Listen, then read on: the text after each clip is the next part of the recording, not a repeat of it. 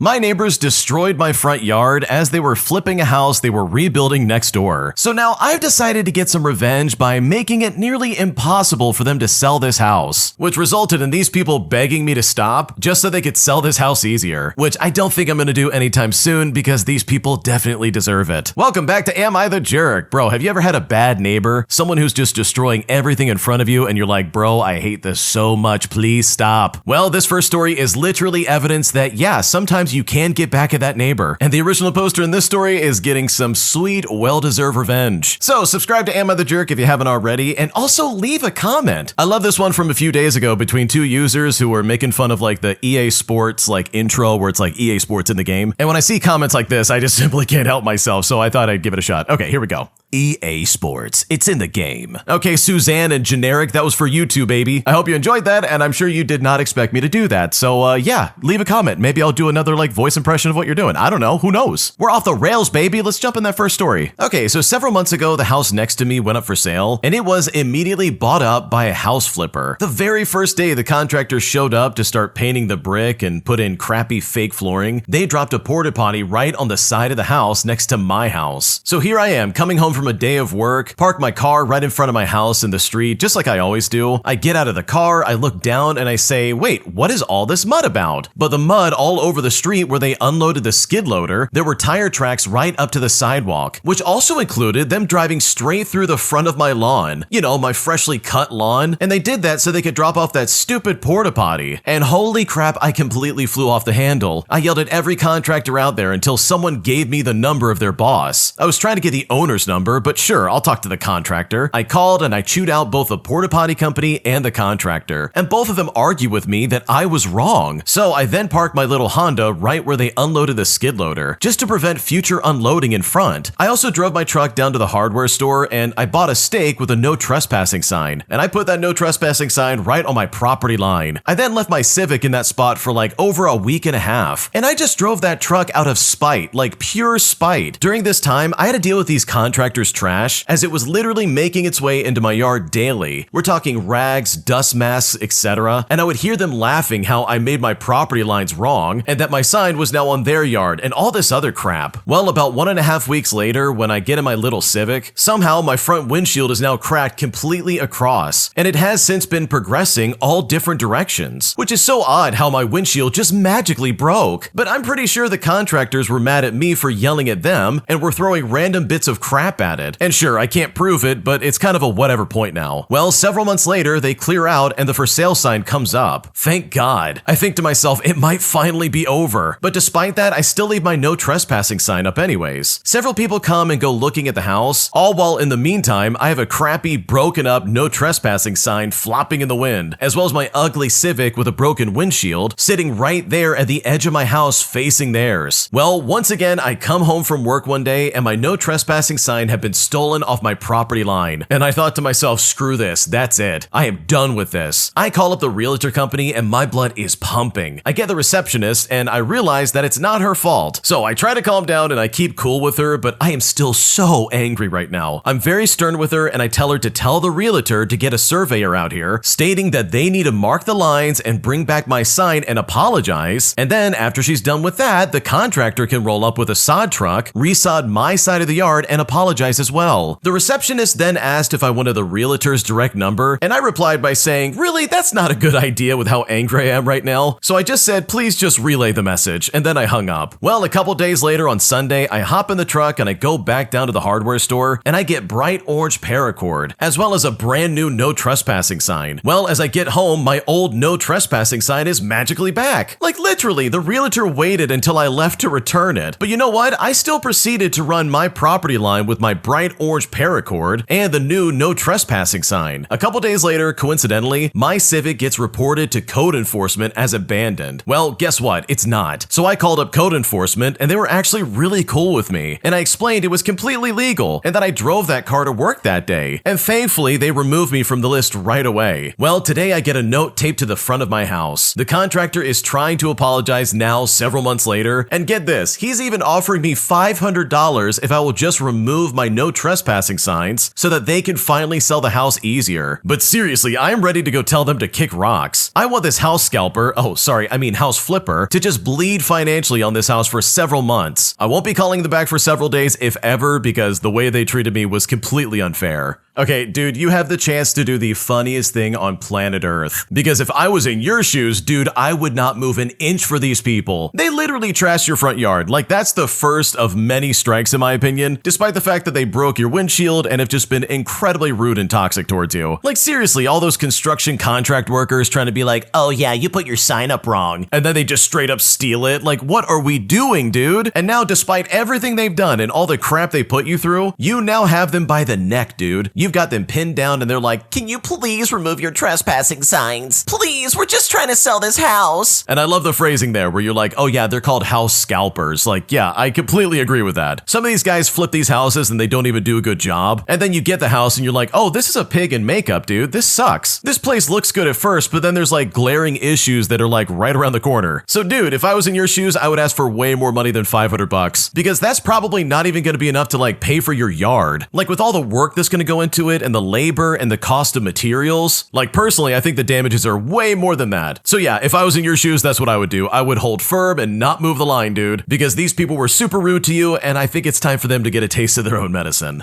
If you like Am I the Jerk, then I know for a fact you're gonna love Am I the Genius. They will be linked down below in the description, and I'm sure you're gonna love them because they are fantastic, they're doing great work, and you definitely need to check them out. Also, if you want to submit your stories just like everybody else in this video, then please go to AmITheJerk.com/submit and submit your stories to us, and we will happily check them out. It's a great place for you to share your experiences with the community and basically to get your voice out there. And with that, let's get to the next story. My boyfriend is breaking the rules that he has for me over social media because apparently it's okay for him to like pictures of women on his Instagram feed, but the second I like a post that a guy friend of mine made, suddenly it's a problem that needs to be addressed. And honestly, I feel like I'm going crazy and I'm just not sure what to do about this. Here's what happened. Okay, for starters, I never thought I'd be posting online asking strangers for like their opinions, but I'm genuinely at a loss and I really need some help here. My boyfriend and I have been together for several years. Early in the relationship, trust issues started almost immediately. Around 2 months in, I later found out that he had been seeing his ex behind my back. As far as I know, nothing physical happened, but the dishonesty damaged my trust significantly, and ever since then, I've discovered multiple other lies over the years, which has made rebuilding trust incredibly difficult. Recently, an issue came up involving social media. He liked bikini photos of a female work colleague, and I told him I found this disrespectful in a relationship, especially given our history, and this eventually led to an argument. Now, his response was that it was part of his job to engage with content in his industry, except he liked the photo from his personal page and not from his business page. From the very beginning, I've been told I cannot have male friends or interact with men on social media. For example, I once liked a gym advertisement post, and the male owner messaged me, and yeah, my boyfriend saw this and became extremely angry. He also hates it if I like other social media posts that involve a guy, and even early in the relationship, I was asked to stop posting on social media because men were reacting to what I would post and he didn't like it. Meanwhile, he works in a female-dominated industry, so he's got a lot of female friends. He sends emojis and messages over Twitter to his female colleagues, and he likes photos of women, including revealing images. And I want to be clear, I don't have any issue with him having female friends or normal interactions with women. My issue is the double standard, particularly given the history of dishonesty in our relationship. But whenever I bring this up, he justifies his behavior and says, oh, this is different. We then end up having the same argument repeatedly, and he really just does not seem to understand why I feel hurt and often just disregards my concerns regarding the double standards. I feel like I'm stuck in a cycle where I'm expected to be fully transparent and restricted in my interactions, while he does not hold himself to the same standard. So seriously, am I overreacting, or is this in any way unfair? Because I just don't know what to do anymore. Bro, I would not give in to any more of this idiot's demands. Holy crap. First off, no, you're not overreacting. This is completely reasonable. He literally is breaking the rules he's throwing in your face by being like, you can't talk to other guys on social media. Meanwhile, I'm gonna like this photo of this lady in really revealing clothing. It's not the same. It's part of my job. No, it's not, dude. You're doing that because you like checking out ladies online. The double standard could not be more obvious. This guy's a complete weirdo and an idiot. So in my opinion, if I was in your shoes, I would be dumping this guy and finding a better boyfriend. He sounds like a scumbag. I would never want to deal with this. And yes, his rules are completely unfair. My mom has started a hate campaign against me, all because I won't help her raise the baby that she's expecting. Because right now, I'm honestly feeling cornered and very pissed off. And now I just don't know what to do. Here's what's currently going on. I won't go into a long background, but my dad died 5 years ago. And for years before he passed away, he had so many issues with one of our neighbors. This guy blamed my dad for everything, from his divorce to him losing his job to animals getting into his yard when,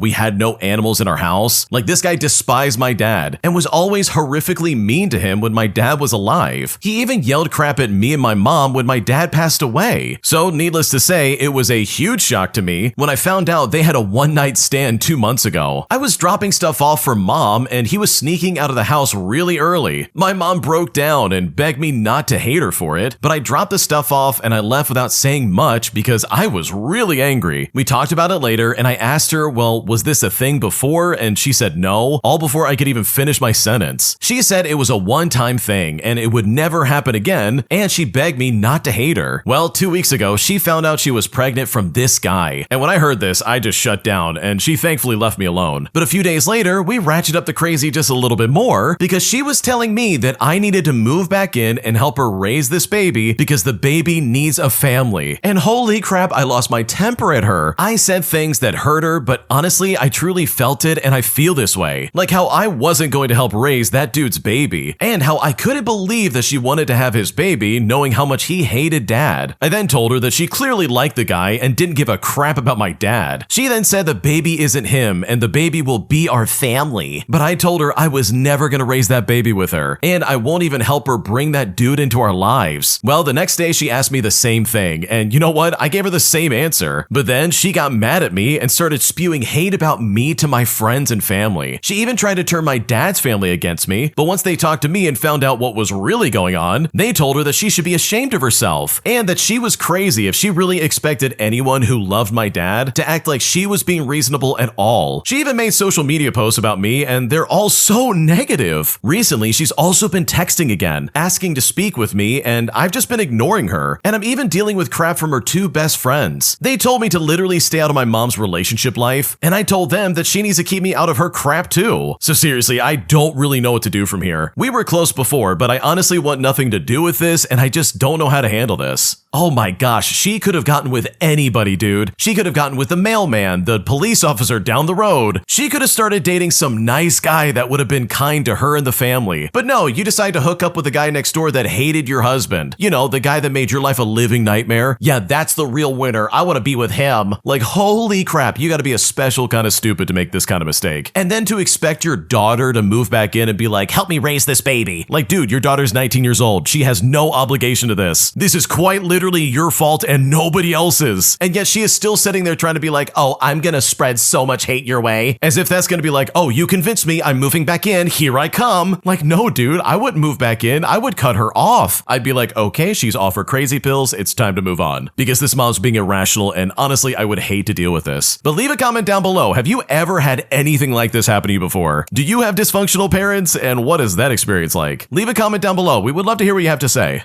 My neighbors have been constantly disrespectful to me and my family, as they play loud music and have parties pretty much all the time. So my family decided to get some revenge by playing Street Fighter over a speaker as loud as possible, which inevitably drowned out their music and caused them to shut up once and for all. Here's what happened. Okay, so lately my next door neighbors have been really disrespectful to me and my family. They tend to throw trash over the backyard fence and onto our lawn. They put their garbage bags on our side of the lawn, and their kids yell at us whenever they see one of us. And this is just one of many things, like, trust me on this one. Every Saturday night, they tend to have parties for some reason, and they always play loud music until like 4 o'clock in the morning. Other people in the neighborhood, including us, have tried telling them to not play loud music at night when we're trying to sleep, but they just don't care and they keep doing it anyways. Well, the final straw was last Friday when they threw their garbage bags on our side of the lawn. So my dad went to put it back, and my neighbor saw him, and he came out of his house and started yelling at my dad. And guess what? At the end of it, they threw the bag back onto our side. Well, needless to say, my dad was super pissed off about it. Now, as a side note, and this will be important later, I recently got a Super Nintendo Entertainment System with a few games on it, and one of them was Street Fighter 2 Turbo. So on Saturday, my dad saw it and he came up with a game plan. My dad got a wired speaker from a giveaway at his office, and he tried it out and it was super loud on full blast. So that night at around 9:00 p.m., our neighbors had their party again and were playing their loud music, and so this is when my dad told my mom about the plan. My mom then took my younger siblings and my dog to her friend's house, while me and my dad stayed home. We then got the speaker out and hooked it up to the small TV in my room, and then muted the TV. He then put the speaker on the window closest to the neighbor's house. We had a few practice rounds, then we went on to play Mario Kart, and then we just waited. And at 12:30 at night, our plan finally went into action. We opened my Windows, popped Street Fighter in, and turned on the TV and the game system, and went into multiplayer and picked our characters. After we selected our characters, we muted the TV and turned the volume up to full blast on the speaker. And that's when the speaker screamed, "Round 1, fight!" And it's at that moment we hear our neighbors and people at their party shouting, "Wait, what is that?" and stuff like that. We then go into battle and keep spamming our special moves, because then they have to deal with these loud moves on full blast. And the speaker was so loud it literally drowned out the music. After about 10 minutes or so, my neighbor's music stopped, and I hear a loud group of people finally leaving. I then look outside, and yeah, it's everyone from my neighbor's stupid party. Now, after they all leave, we turn off the TV and we just start relaxing, knowing that we got our revenge for how many times they've been like really disrespectful to us. And ever since this happened, we haven't heard a single word from them. And honestly, I wouldn't have it any other way.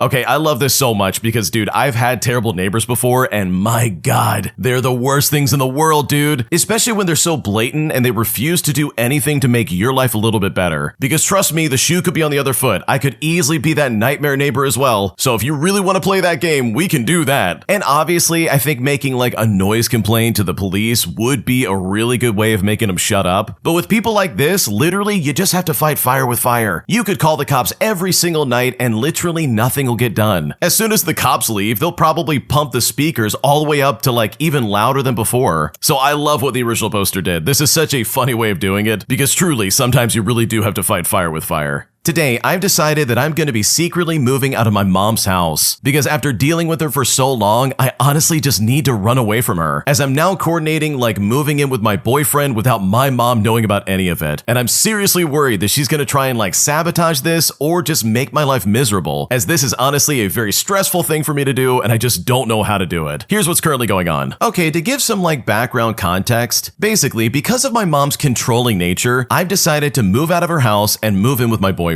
But the tricky part is that I haven't told her yet. I just know that she tries to plant seeds of doubt and wants to do things her own way regarding my life, whether or not I want her to. Things have been fine as far as like interactions go lately, but that's because I've been gray rocking or just trying to avoid conflict altogether. Today's the move-in day technically, but I'm slowly moving my things in little by little. She will be gone for a week come this Thursday, and during that time, I'll be taking care of the house. I'm really unsure how to go about doing this, and I am feeling some dread in telling her, because I know for a fact she will list all these things that she wants me to do before I can move out, and even ask about my finances and all this other crap. I wanted to move in peace because I know for a fact if I told her beforehand, the process might be miserable and take away the excitement of this new step for me and my boyfriend. 6 years ago, I lost my job in New York and I lived temporarily with her for a few months. I remember I went out one night with some friends and I didn't tell her that I was going out or where I would be, and when I arrived home at 2 o'clock in the morning, the keypad code had completely changed, so I had no choice but to ring the doorbell. She then opens it with a smug look on her face, asking me where I had been, and I honestly can't remember how I reacted, but I was beyond pissed off. I'm anticipating after telling her to basically potentially not being allowed to come back into the house for any reason, because she will definitely have changed the code again, and the only way I'll get in there is if she's there. She might add up expenses to find a way for me to owe her somehow, or even take away my access to her Costco card, which is not a big deal, I know, but still, it's annoying. She might even like retaliate when I finally stop sharing my location, which I've done before, and she made all kinds of threats at me. I'm also on her phone plan at the moment because it's very cheap, and I don't have the time or money to switch plans. So will she like turn off my phone or something like that? Like, honestly, I don't know. And when I do see her again, I'm sure I'll expect some sort of lecture. She has just doubted me all my life, but would also completely deny it if I confronted her. Even typing this out is honestly making me guilty. Like, like, I don't know what to do here. Clearly, I'm nervous enough to need advice about it or even connect with others in similar situations. I'm an independent contractor, so it's hard to prove my income, which is why I've been saving to put down half a year's worth in order to secure a place of some kind, which has proven to be extremely difficult. So my boyfriend is really pulling through for me and for the both of us by securing this apartment. But I just know that she'll be blindsided because she knows I didn't have the means to move out on my own, which is why I'm likely going to be questioned. She even suggested that I live with her until my student loans are paid off, which I'm on a 10-year plan just so I can literally avoid going broke. She suggested I should pay in huge chunks to avoid fees, and it makes sense, but I don't earn enough to make payments like that and have leftover for emergencies, so I didn't understand that logic at all. A few years ago, I saw that she had access to view activity in one of my bank accounts, and she literally fought me tooth and nail when I demanded she remove herself from it. She literally looked at me and said, "Oh, I don't understand why it's such a big deal to get me off of this." And honestly, the list goes on. This is just the tip of the iceberg. I do care for my mom, but it's confusing because I also tiptoe around her in order to cohabitate in peace, as she has had a big psychological pull on me. She's a very beautiful woman and she's very calm, so these situations make me feel like I'm in the wrong somehow. I feel childlike describing situations I feel come across as trivial at most, and at this point I just don't know what else to do. Okay, bro, based on what you're describing, I think moving out without telling her is the best move possible. Because seriously, she sounds crazy. Your mom sounds insane. You mean to tell me you, as a fully functioning adult, can't go out and like spend time with friends without her freaking out and being like, "Oh, I'm gonna change the keypad. You wanna come home? You better start knocking on that door." Like, that is so weird, dude. You live there too. Like, what's her problem? And every point you brought up too, by the way, is something you really need to address. I would lock down my bank account. I would lock down like my phone or like get a new phone or something like that, because if this lady really is as bad as you're saying, then I'm kind of convinced your mom's gonna throw as many roadblocks in front of you as possible. Like, she wanted you to stay until your student loans are paid off. Like, dude, what are we talking about? That's not gonna be some simple task. That's gonna take forever. So yeah, dude, I think leaving without telling her is the right move. She definitely would have made this like really hard for you if she knew in advance. She would do as much as possible to try and make it so you didn't even want to go, or just make the entire experience one giant guilt trip. Like, holy crap. So yeah, oh my god, it is so good that you're getting away from this lady. She sounds like a nightmare. But what about you in the comment section? Do you have parents who are like this? Or do you know someone who has something like this in their life, where they've got parents who are super overbearing, whether it's one of them or both, where even though they're still a grown adult, they have to play by these stupid rules? Please leave a comment down below. I would love to hear what you have to say. An entitled Karen goes nuts as she gets offended by my shirt that makes fun of Karens. She finds this shirt offensive and eventually she gets violent, which causes the police to get involved. So I recently went on vacation. While on vacation, I stopped at a couple of those wacky tourist shops. You know, the ones filled with crazy shot glasses and t-shirts. While in one of them, the cashier was wearing a shirt that said, "Not today, Karen." I told her I thought the shirt was really funny, and then she tells me that they sell the shirt in the store. And of course, I rushed to buy one. Flash forward a couple of days and I'm back home from vacation. I decided to go out for dinner instead of cooking, so I tossed on some clothes and headed to my favorite sushi place. I hadn't realized until I got there that I tossed on my new "Not Today, Karen" t-shirt. Honestly, I didn't think anything wrong would happen, cause come on, it's a t-shirt. But boy was I wrong. I go in, eat my fill of yummy sushi, and leave. As I'm heading to my car, I hear someone dramatically gasp in shock and then say loudly, "How dare you?"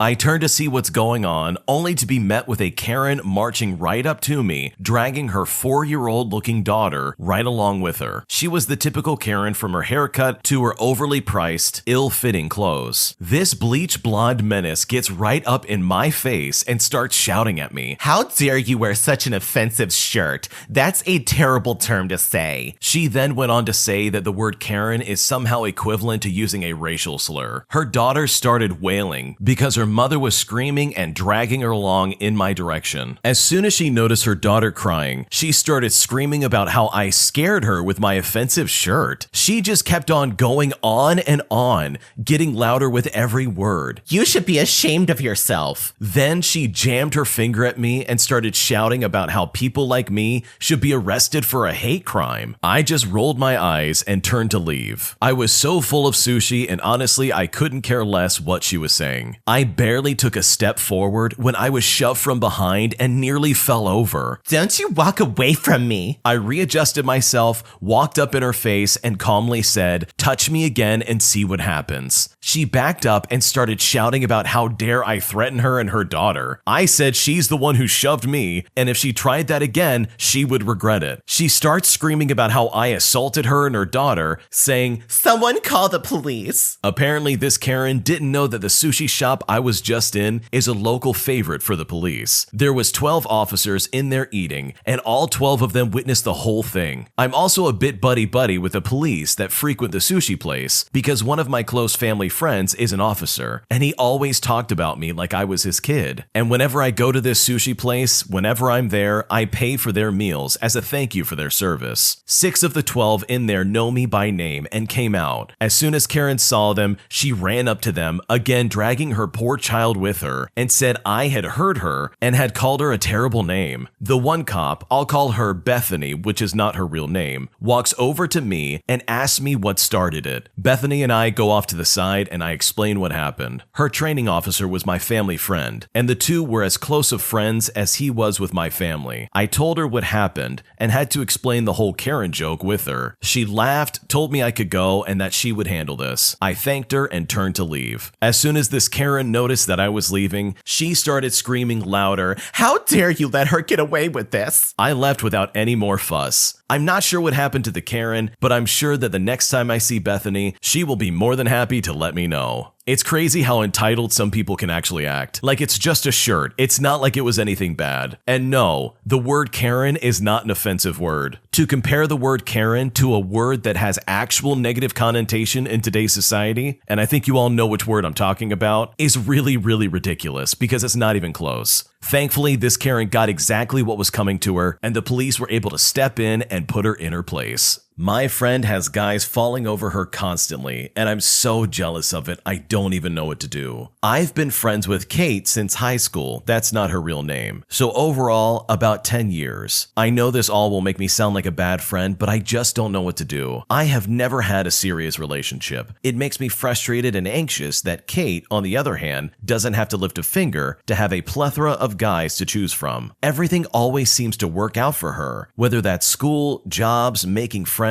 but I can't relate to her about dating at all, and I feel really insecure when she talks about her love life. She had the absolute sweetest boyfriend in college, and she broke up with him because he wanted to get married and she didn't. A few months later, we went to another state for the 4th of July and met this group of older guys in their 40s, and one of them asked Kate to dinner. She went out on the date, and they ended up dating for 2.5 years, eventually leading to them getting engaged. He was really wealthy and treated her like a princess, constantly flying back and forth to see her, taking her on expensive holidays, and showering her with gifts and attention. I didn't like him, but she didn't listen. She was nuts about him. She finally broke up with him after finding out he lied about something really big, and she ended up selling all of the stuff he bought her and made like $10,000. After that, she started dating the son of a famous actor, but broke up with him because he was being too clingy. Then this guy in our friend group, who I was really into, turned me down and asked her out a few months later. She went out with him, not knowing about my crush on him, and said that he was really, really rude to her. She was single for a while, and I thought we were finally on the same wavelength. Then we took a girls' trip to Norway in the spring with 2 other friends. We hired a tour guide through a company to take us on a big hike. The guide was this gorgeous student at a local university, and of course, he took a liking to Kate. He was so freaking hot, and the entire time, Kate spent a lot of time with him. After the tour was over, he even took her on 2 really sweet dates and bought her a gift to take home with her when she left. On our last day in Norway, we went out to a club and met these German guys in the lineup. Me and the other 2 girls wanted to head home earlier than Kate, so she stayed out with them. She even exchanged numbers with one of them and kept in contact with them when she got home. And she literally just told us that she's going to Germany next month to hang out with him. He even sent her money for half of the plane ticket as well as a hotel. He actually seemed like a normal, nice guy, and now she's taking a subsidized trip to Germany. Our other friends are either married or single, and I don't feel the same jealousy over their relationship. relationships. It's like her life is charmed and I just keep getting ghosted. She could line up a different date 5 nights a week and they would all call her back, but I just can't seem to get anything together. I don't know how to be friends with her because I feel like I can't be happy for her. What should I do? It is honestly very unhealthy to compare yourself to other people, and I can completely understand where you're coming from where you're saying, hey, I'm living in my friend's shadow. So honestly, having some kind of distance between you and Kate might go a really long way. Like obviously being around her is making you feel like garbage. And yeah, you're probably right. This Kate lady probably is very beautiful, and that's why all these men are immediately going towards her. But just because she's incredibly beautiful does not mean that you're not beautiful as well. Allowing this other woman's success in relationships cloud your vision of yourself is not healthy. You have so much worth and so much to offer in a relationship. I'm sure of it. So don't beat up on yourself so much. I think honestly, if you start focusing on yourself and not so much on this Kate lady or anybody else, you'll be so much happier and you'll probably be able to find yourself in a better relationship and in a better situation than you've ever been in. And then eventually you won't have to be jealous of this lady. And you might just find yourself in a relationship with somebody who's going to make all of this jealousy and frustration in your life simply go away. My family hates my girlfriend, and honestly, I'm not sure what to do about it. I'm a 21-year-old male and I live with my grandparents because my dad passed away in 2019 and my mom left us when I was 13 years old. She ran away with my dad's best friend. Ever since everything went down, my grandparents have been taking care of me. I have a girlfriend who's 19 years old,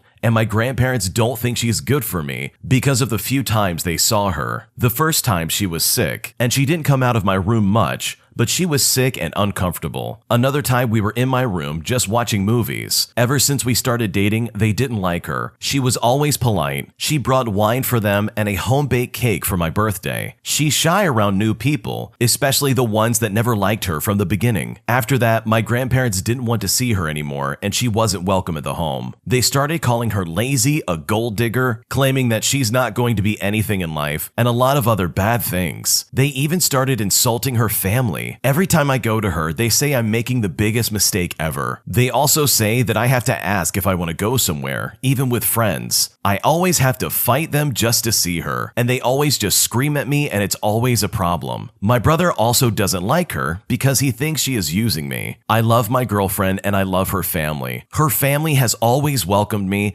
and her mom said that she now has another son. My girlfriend wants me to move in with her and her family because she thinks it will be better for my mental health and that we will be happier. We had some ups and downs mainly because of my family, but I want a future with her. What should I do? This is honestly a terrible situation that your grandparents are so biased against your girlfriend, seemingly over nothing. From what you've described, it sounds like your girlfriend is a really nice woman, and I don't understand the perspective of your brother stating that she's just using you. There's nothing here that would insinuate that she's using you in any way. Plus, it looks like her family absolutely adores you. It seems like you have a good option to move out and go live with them if you really wanted to. And personally, if I was in your shoes, I would probably go do that. Your girlfriend's family really likes you, and it sounds like your grandparents are being really toxic. And there's nothing worse than being with someone that you love, only to then find resistance from people who you would expect would try and embrace her, or at the very least just try and get to know her. From the sounds of it, your grandparents have not taken the time to even get to know her in the slightest. They made a quick judgment call and they were just completely wrong. So yeah, if you have your life together as well as a job that can support yourself and transportation and all the other things that you might need, go ahead and move in with her family. I think they're right, and I think your girlfriend has it right too. You really will be happier and your mental health will be better too. So go for it. My fiance wants a prenup agreement before we get married. My fiance and I live together. I'm a 36-year-old female and he's a 45-year-old male. We're planning to get married. It's a second marriage for both of us. He has quite a bit of assets and I do not. And he wants a prenup, which in my opinion is fair enough. Right now, I do not have any income. I'm about to open a small business using my entire life savings on it, which isn't much either. He has a hefty income stream, being self-employed, and I help him with it, and a small portion of the income goes directly into a joint account for household expenses.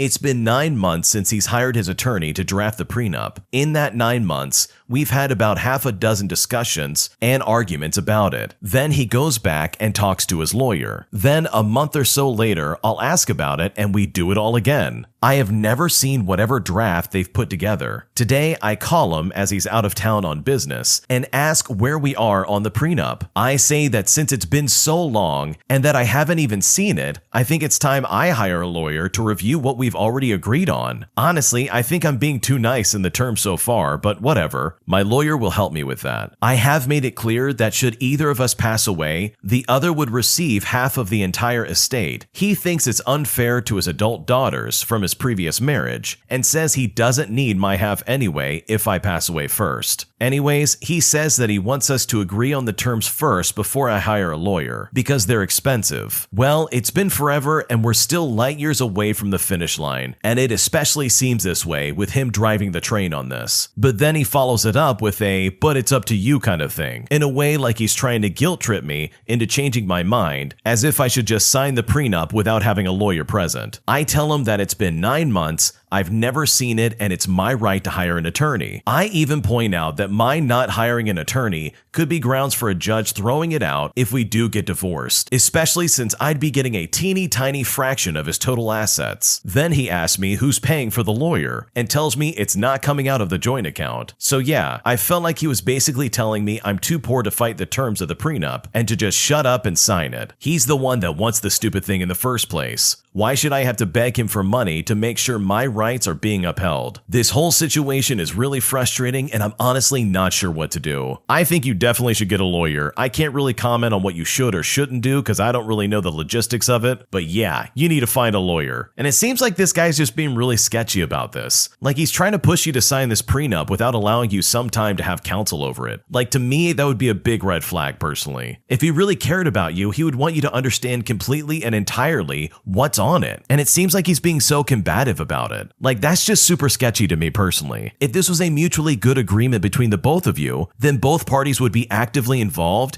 in helping both of you understand this. Also, why on earth is this guy not footing the bill for the attorney on your end? Like, don't you want to get married and be together? I mean, sure, if you want to have a prenup, have a prenup. But this guy is treating it like it's not a partnership of some kind. You are still getting married after all. So I don't know. This whole situation seems super sketchy in my opinion. And if you really want to get married to this guy, I absolutely think you need to get a lawyer. Today, I messed up by going on a nighttime hike with my supposed friends, only to get left behind in the dark. For context, this happened back in March of this year, but I'm still feeling the effects. I'm an 18-year-old female, and a youth group that I'm a part of was doing a nighttime hike, and I decided to go with 2 of my friends who've been some of my best friends for about 7 years. I forgot my inhaler for this hike, which I didn't think would be a big deal since my asthma was mild, and I haven't had an attack since I was in kindergarten. Well, this hike was surprisingly steep, and for quite a while it was all incline, with no flat parts to rest at. I wasn't very active during much of quarantine, so I'm not as fit as I used to be, and because of my lack of fitness and how strenuous the hike was, I found that I was struggling to breathe, even struggling more than I ever have before. I asked my friends repeatedly if we could take a break because I was struggling to breathe, and I even once said that I forgot my inhaler, but instead they kept yelling at me, "Oh, you got this, keep going!" And they refused to stop, and pretty soon I was eating their dust. We had been told before the hike started to stick with our buddies, since it was very dark out and there are coyotes around, but they left me alone, and I felt like I had to keep going without stopping because I didn't want to get left behind. I could tell that I was the last one in the group by far, but I kept pushing even though every step hurt and my breaths were getting shorter and shorter. Then suddenly I couldn't breathe. I was having an asthma attack for the first time in 13 years, give or take, while all alone on a very dark mountain with no inhaler. I started to panic, but I remembered that I had read online that you needed to sit down, sit up straight,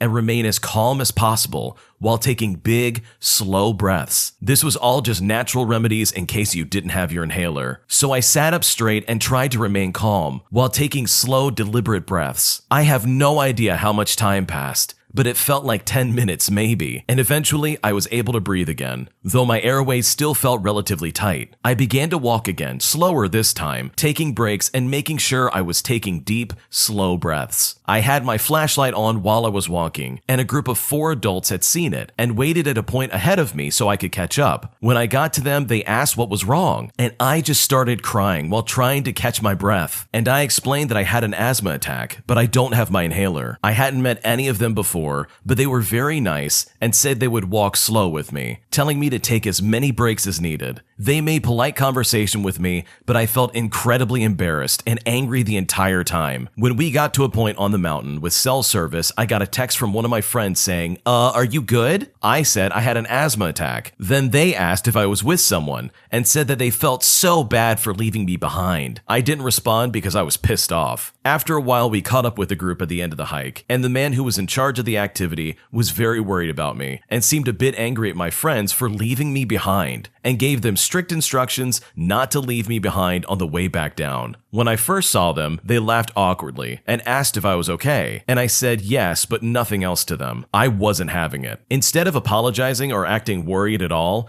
they just laughed at my predicament. What lovely friends. On the way back down, they made awkward conversation, but I wasn't really giving them much. And funnily enough, one of my friends started to walk way ahead a few times. And each time, my other friend would laugh and tell her that she's leaving someone behind, which honestly just felt so terrible. The next day, they left a half-hearted apology note as well as a plate of brownies at my door. But I didn't respond because I was too angry and didn't want to say something I might regret. I acted normal around them and the rest of my friend group at school, but ever since that happened, they just have not hung out with me at all. They haven't invited me to anything once since this happened. The entire friend group just iced me out. They were still nice and normal at school on the rare occasion that we were all around each other, and they like my Instagram posts, but they just don't text me or invite me to anything anymore. Now it's awkward with them, and it's like we aren't even friends anymore. We graduated a month ago and still nothing, so it's not like they are busy with school. I have other friends I hang out with who are great, and I found that I am much happier with them instead of my other group. They can actually address conflict instead of ghosting people as soon as any conflict arises. I am certain that none of them would leave their friend behind on a mountain in the middle of the night, but it still makes me sad losing a friend group of 7 years because I had an asthma attack. So the moral of this story is don't forget your inhaler on hiking trips. Honestly, I think the moral of this story is to find better friends. Any rational friend who actually cares about their friend's well-being would not have left you on that mountain.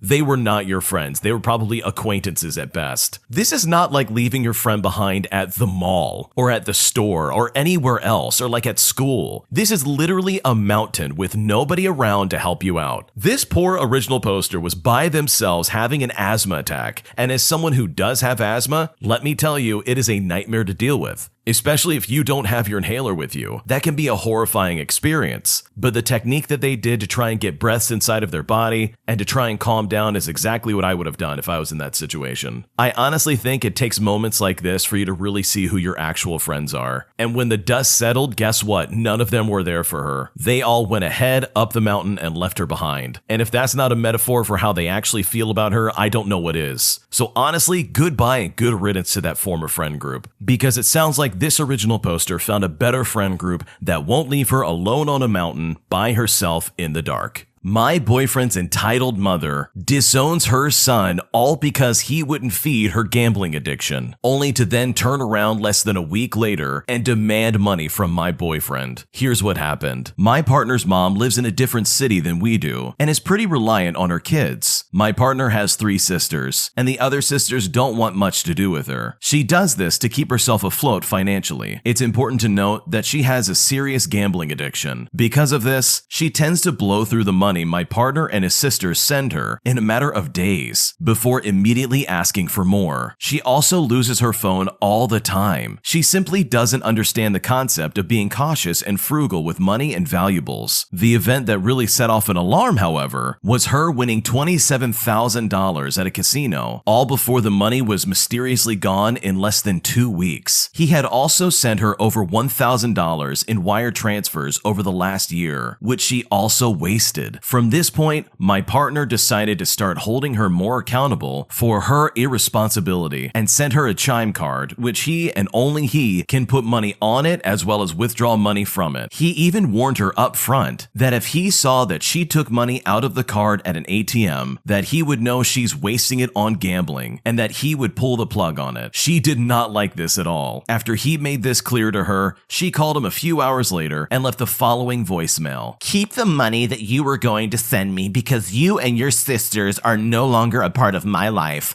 I'm disowning you from this day on. Stay out of my life forever." Obviously, she was angry that he wouldn't be feeding her gambling addiction anymore. It was harsh, but it was fine. Apparently, this isn't the first time she's done something like this. This happened last week. Cut to this morning, and my partner sees he has 2 missed calls from his mom, followed by a text message asking, "Where did you send my money to?" We were both very confused when we saw this. My partner called her back and asked, "Why do you expect me to send you money when you said that I'm disowned from you?" Her response was honestly to say that he would always be disowned from her. After my partner heard that, he hung up on her. She called back a couple more times about the money, which my partner wasn't going to give her. She even told him to be a man and pay her. He even called her back and played the voicemail she left into the phone, after which his mom again hung up. Just imagine having the absolute audacity to disown your son, only to then do a complete 180 and ask for money from that son. There was no apology about what she said, just a request for more money that she doesn't work for, as well as doubling down on what she said, yet still expecting him to feed her addiction. Let's just say my partner's mom is never going to be Mother of the Year anytime soon. That's really disgusting that this mom would disown their son over the fact that they're not going to feed their gambling addiction. It's really sad because this kind of behavior is just unacceptable. It sounds like this original poster's partner is well on their way to doing this, but they need to cut off this mom from any financial support permanently. If they're going to be acting like this and saying that they're disowning their son for their son not giving them exactly what they want, then it's time for them to figure this out themselves. It's probably going to take this lady to be homeless and without any support for her to realize that, hey, I need to start saving my money. But even then, that might not be enough. Gambling addictions are really scary because all of your money and assets can go straight into the void and be completely taken away from you, also you can get your fix. Hopefully the mom in this situation can get some help because otherwise this lady's not going to have anyone to even talk to her pretty soon, especially if she disowns people for not giving her what she wants. Several people in my social group are interested in the same guy, and I'm worried that there's going to be a fallout in our social group if this continues. What should I do? I am a long-standing member of an LGBTQ+ social group focusing on a slightly niche nerdy hobby. There are around 12 core members. Our ages range from 20 to mid-30s, and most of us are men. Mark, that's not his real name, joined the group approximately 2 years ago. He's one of the youngest in the group, and I'm somewhere in the middle. He was already in a long-term relationship when I first met him and has only recently become single. I like Mark a lot. He is incredibly good looking, but he is also smart, funny, and an absolute sweetheart. He is very popular in the group, and the dynamic has noticeably improved since he started coming. I've had a huge crush on him since day one, as have several other guys in the group. I know it sounds creepy, but we've joked about it sometimes, about how people would be queuing up if he ever became single. But obviously, we never did this in front of him. The general consensus is that Mark is the type of guy who will go straight from long-term relationship to long-term relationship. He's a bit of a romantic, and he's not the kind of guy who would be single for long. When Mark told us he and his boyfriend broke up, obviously we were all very supportive. We haven't seen him regularly since it happened because he's not felt up for it. He comes up in conversation regularly though. As I said, he's a popular guy. Last time we met up as a group, he wasn't there. He did, however, come up in conversation, and someone said something about him being single for the first time in years. Without thinking about it much, I jokingly said, "Dibs," because it's not a secret that several of us are interested in him. Obviously, I know calling dibs isn't a real thing. He's not my property, and I'm not entitled to anything. It was just a stupid joke. Obviously, I wouldn't tell Mark how I feel about him until he's feeling better because I don't want to pressure him. But to be honest, I'm kind of worried that one of the other guys will swoop in before I get the chance. So maybe this was just my awkward way of bringing that up. It didn't go well at all though, including with the other guys who I know for a fact are also waiting for their chance. I do realize it was a dumb thing to say, but the more I think about it, the more worried I am about us actually competing for him, both for our sakes as well as for his. It has the potential to be extremely uncomfortable. With the exception of Mark himself, none of us have especially good social skills. In contrast, he isn't remotely socially awkward, but he is young and doesn't like offending anyone, so if it does get messy, it could be rough on him. I fully realize he may not be interested in any of us. Frankly, he is out of all of our leagues. I have a few reasons to think I might have a chance, but I could just be kidding myself. I'm mainly just concerned that if we all decide we want to make a move, how on earth is that gonna go? Do we make an agreement amongst ourselves? That just sounds like some kind of sitcom stuff, and if Mark knew we were talking about him like that, I'm positive it would freak him out. I really like my hobby group, and I like Mark being a part of it. Maybe the sensible thing would be to put my feelings for him on ice. I'm crazy about him though, and I really don't want to miss my chance. What should I do? I'm not gonna lie, the amount of people circling around this guy like they're a bunch of vultures is really disturbing. And to be honest, from my perspective, it's a little creepy. Like, you know he's a sweet guy and he doesn't want to offend people, and it seems like all of you are looking at him like he's a piece of meat. You can totally have a crush on him, like don't get me wrong, but it seems like it's being handled really poorly. So I think you might have the right idea. Maybe put it on ice and see if he even comes back to the hobby group. Because if he's laying low, he's probably doing it for a reason. And who's to say he doesn't already know how people feel about him at this hobby group in general? Like, rumors can spread. Who's to say he doesn't know what all of you have been saying about him? Maybe that's weirded him out. I don't know what the truth is, but honestly, I think maybe taking a step back and giving someone some space could really go a long way in this situation. My coworker refuses to accept that I cannot attend her party, and now I don't know what to do. My coworker has organized a big birthday party for herself and made it a wedding theme party, meaning that we are supposed to wear clothes that we would wear to a wedding as a wedding guests. This is all because, according to her, as she has never been married and her father is now terminally ill, she wants to have a father-daughter dance. I already RSVP'd that I would go weeks ago. However, last weekend I began getting excruciating pain in my wrist. For some background on this, I've had cancer twice since I was 26. One tumor in my spine that was surgically removed after radiotherapy at 27 years old, and then a type of lymphoma in the glands of my throat that I had surgically removed January of 2021. Any bone pain now terrifies me, and rightfully so, to be honest. I went to the doctor finally on Thursday night when I couldn't move my hand, and they confirmed with an x-ray that I have a growth on my wrist bone that could be bone cancer, but I won't know entirely until they test it. My coworker does not know about my history of cancer. However, as I kept everything very quiet when I had the time off, and basically told my managers that if anyone ended up knowing that I had not personally told, that I would be taking them to a tribunal regarding confidentiality, as I am a very private person. I was lucky and privileged, to be honest, because none of my treatments led me to losing any of my hair on my head except my eyebrows and eyelashes, which I blamed on my thyroid. I lost a couple of rows of hair on the back of my head weirdly, but that was covered up by the rest of my hair, and the rest of my hair just shed more than usual. So thankfully nothing major that would be super noticeable. I've been signed off of work with a sick note, which carries me through to after a biopsy is taken. I'm in a great deal of pain, and it's nerve pain, so I need special neuro painkillers to even touch it. I messaged her and said I'm so sorry to let you down last minute, but I can't come due to carpal tunnel. And I know that's a lie, but my business is my business. I also explained truthfully that I'm on loads of painkillers and I can't go. I expected that to be the last of it, to be honest. Instead, she has messaged me back and forth 3 times insisting that I must go. The first message said,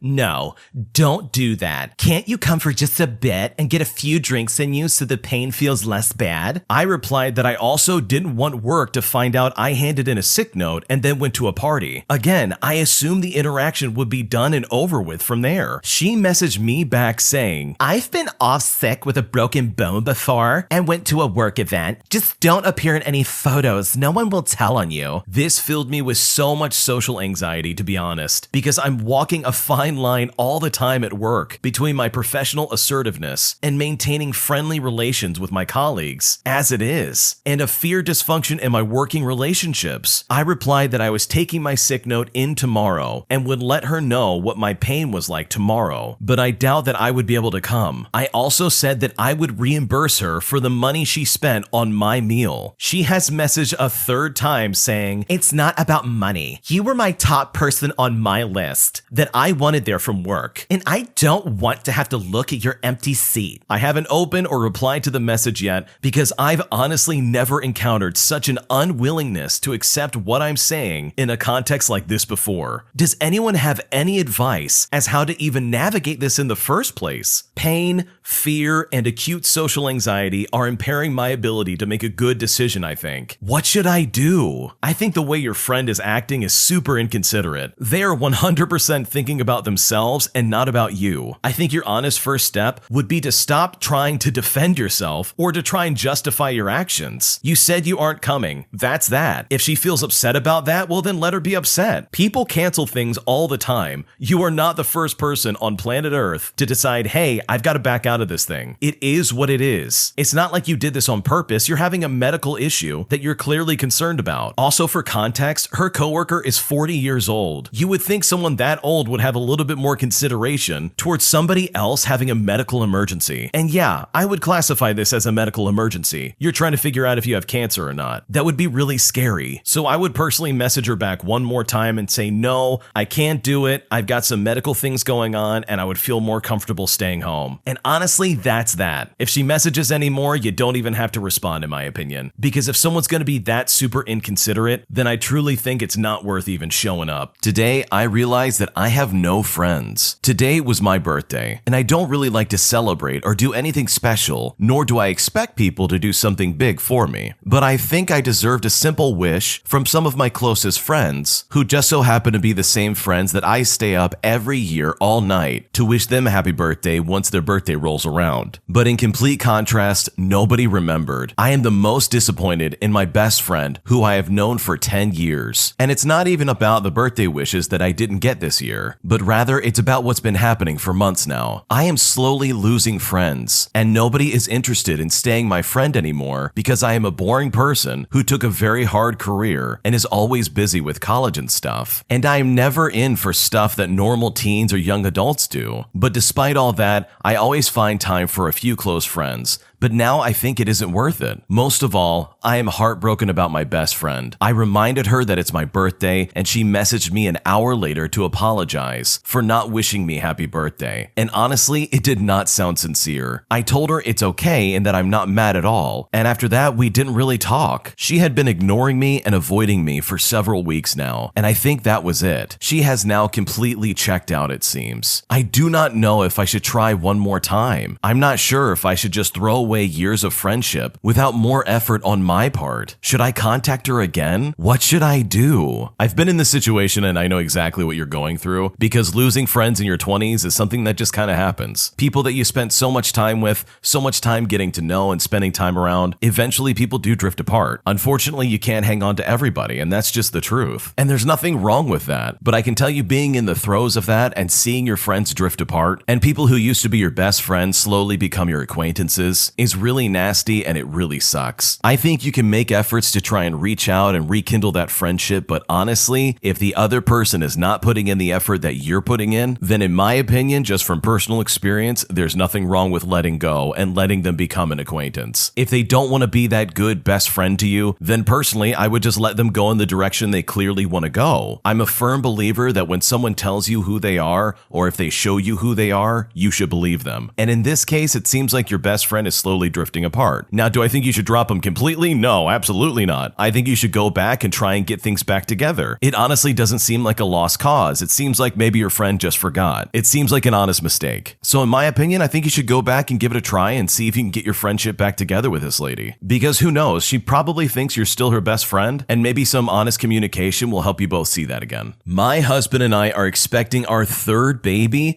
but his family is mad at us because they think I'm ruining his life. My husband and I have two girls. One girl is 16 months old and the other is 3 months old, and we are expecting another one. I don't think any of it was planned, it just sort of happened. We stopped using protection, knowing what could happen, and well, here we are. It was our decision, and fortunately, we can afford to have another baby. So when we told his family, we announced it as happy news. We didn't ask for advice on what to do, but anyways, they started telling us exactly what to do. His mother was furious with me, Because according to her, I am the one who has this obsession with having so many children, which is just simply not true. I always dreamed of having a baby, and for years, I thought I would not be able to have children. So when I finally got pregnant, I didn't mind having another one. But it was never just my decision. My husband always supported me because he also wants children. But it was never an unhealthy obsession, because having children was never my only goal. It was just a dream. But according to her, I'm crazy, and apparently I'm ruining her son's life. My husband told her to stop saying those things, or else they would never hear from him again. But they kept saying those things as well as other terrible things about me. And when they started saying these things over and over again, my husband has taken the girls and refuses to contact them. It has been 4 days, and we have not spoken to any of them, even when they've tried to contact us. They apologized to me and said that the news took them by surprise, and that they shouldn't have reacted like the way they did. But still, my husband doesn't want anything to do with them. I talked to him, and he says he doesn't want to talk to them for a while. I told him that in a few days it's his birthday, and that his family had a party planned for him. He said he doesn't care, and he wants to spend his birthday only with me and the girls. And I respect his decision, and I know that what they said was wrong, but they already apologized, and I think they were genuine. I don't want that misunderstanding to end up in a fight that ruins their relationship forever. What should I do? It sounds like your extended family is really toxic towards you as well as your husband, which is really unfortunate because you would expect that having another child in the family would be a joyous occasion, but instead they turn on you and try and pretend like this is your fault. That's just disturbing. I completely understand where this guy is coming from. I would be super upset with my family if they said that about my wife as well, especially if I was in his shoes. So I kind of see where he's coming from. I think maybe giving this some time and allowing him to cool down might hopefully allow him to have a clear perspective where he isn't so emotionally engaged. And I honestly don't think the birthday party is going to happen. But I think eventually he can come to talk to his family again, and hopefully they can actually mean it when they say they're sorry and never talk to you or your husband like that ever again. Should I be forced to pay my mom's mortgage? So a bit of background. My mom and dad have been divorced for some time now, which leaves my mom as a single parent to me. Since I started working, I have had to pay board and rent to my mom, which of course I have no issues with. However, everyone I've spoken to thinks I pay way too much. Since I got my first full-time job, I've had to pay $400 a month to my mom to live at home. This was not discussed prior, and I did not get a say on this. She seemed to just pick this number out of thin air. I have questioned where this money goes, as surely that means the house, including bills, costs more than $800 a month, as I assume I should be paying half. Every time I try to talk to her about it, she gets super defensive, she starts shouting, and it ends with us both getting angry and upset. During these discussions/arguments, she keeps mentioning I wouldn't have to pay as much if she had 2 wages coming into the household. Surely that's not my problem or fault, right? It's not my fault that dad doesn't live with us. She also has lied to me by giving me different amounts regarding the amount outstanding on the mortgage, as well as what I owe from bills. Anyways, it goes on and it gets worse. My mom has had a savings account in my name, which she is a trustee of since I was born. She had the money from the government for having a child put into there. By the way, I live in the United Kingdom. There is approximately $9,000 in the account, which I appreciate and is a lot of money. I was told growing up I would receive this when I turned 18. However, this never happened. I can also add here the fact that my mom has stated that this is her money and that she put it into a trustee savings account with my name as the beneficiary to avoid my dad taking half should they split up, which guess what? They eventually did. My mom had stated numerous times that she would like to get this withdrawn, as she wants this money transferred to her bank account to pay off her mortgage, which she states has a shortfall of about $9,000. Again, when she's mentioned the outstanding balance on the mortgage, the number changes drastically, so I'm not sure if I believe her. I contacted the bank to see where I stand, and they stated that legally the money is mine, as it has been saved and earned interest in my name. They said it would have to be put into a bank account in my name to be released, which is what I did. So I had the money put into my bank account to be put into a savings account each month to earn interest on it. However, my mom isn't happy about this and said she felt blindsided and that she wanted the money to be transferred into her bank account for the mortgage. She says that she wants the money when the savings account is finished,